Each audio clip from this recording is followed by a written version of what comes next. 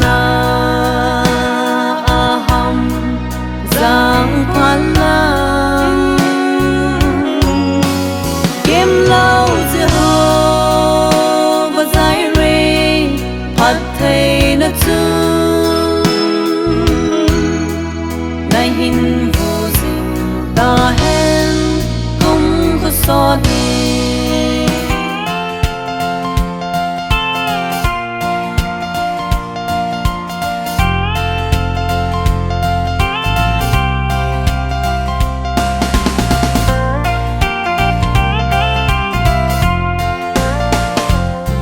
Tin sung con ai kiến na lê hi âm lâu tin chu lê đồn so hin na khu và an so tin lê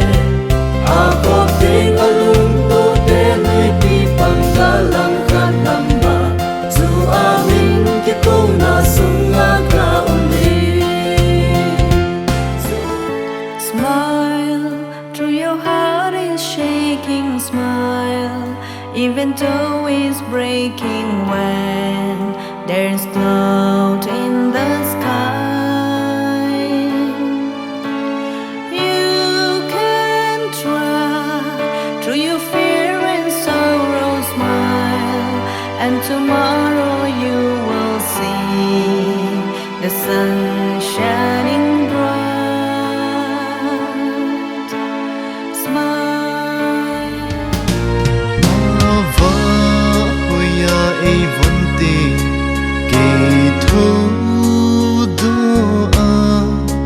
Van tham gió là mi lom ma ki mu ding